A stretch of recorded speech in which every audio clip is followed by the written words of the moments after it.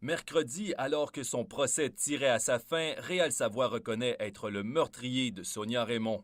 Les proches de la victime poussent un soupir de soulagement, 21 ans après les faits. Nous sommes très, très soulagés. Et là, je m'en vais appeler ma famille. Les résidents de la baie des Chaleurs partagent l'avis de la sœur de Sonia Raymond. Oui, je suis content qu'il y ait un dénouement enfin. Pour la famille surtout. Oui, c'est une bonne nouvelle. J'espère qu'il n'y aura pas de libération possible. Réal Savoie s'est déclaré coupable de meurtre non prémédité. Mais pour certains, il aurait fallu aller jusqu'au bout du procès, qui l'accusait de meurtre au premier degré. Quand il avait attaqué la femme nouvelle, c'était comme prémédité. Là. Il est rentré dans son logement et tout. Là. Puis je crois qu'il avait prémédité un petit peu l'autre aussi. Là. La déclaration de Savoie en a pris plusieurs par surprise. Mercredi, l'accusé était plutôt attendu à la barre pour nier sa culpabilité. Savoie s'apprêtait à contredire les aveux qu'il a confessés dans l'opération Mr. Big, où il décrivait dans le moindre détail comment il s'y est pris pour tuer Sonia Raymond.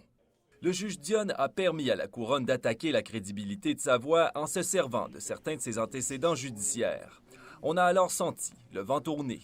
Le dénouement de la journée est hautement satisfaisant là, et à la hauteur des attentes. En coulisses, les deux parties ont négocié toute la journée. C'est en milieu d'après-midi que Savoie se déclare coupable. Les deux parties ont trouvé un compromis, puis d'où le plaidoyer de culpabilité à une accusation de meurtre au deuxième degré. Il a reconnu avoir tué Mme Sonia Raymond le 27 juillet 1996. Mais sans propos, sans préméditation et de propos délibérés. Les représentations sur la peine auront lieu vendredi matin. Savoie est condamné à perpétuité, mais il reste à déterminer au bout de combien d'années il sera éligible à une libération conditionnelle. La couronne a indiqué qu'elle ferait témoigner les proches de Sonia Raymond qui vont raconter comment ce drame aura bouleversé leur vie.